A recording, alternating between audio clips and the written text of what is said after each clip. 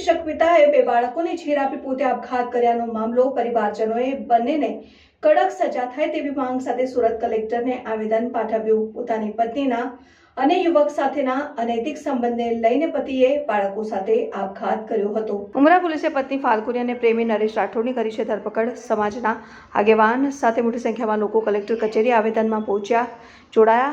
અલ્પેશ સોલંકી નામના શિક્ષકે suicide not લખી સામૂહિક આપઘાત કર્યો હતો અને બંનેને કડક સજા થાય તેવી માંગ કરી। એમ જાદવ, પ્રમુખ વણકર સમાજ પંચ વિજયનગર, જિલ્લો સાબરકાંઠા।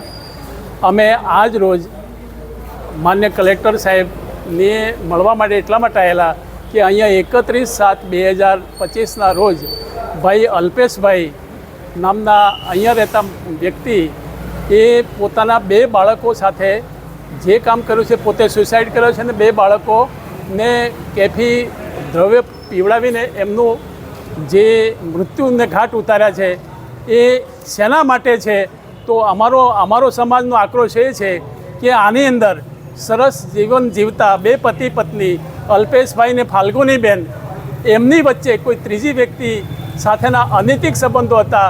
એ અનૈતિક સંબંધોમાં અલ્પેશભાઈએ બહુ સમજણ આપી, પણ એ વાતને કોઈ અલ્પેશભાઈ નરેશભાઈ અને ફાલ્ગુનીબેનને ધ્યાનમાં ન લીધું અને એને લાગી આવતા પોતાના બે બાળકો સાથે મૃત્યુને ઘાટ ઉતારે છે બાળકોને અને પોતે સુસાઇડ કરે છે।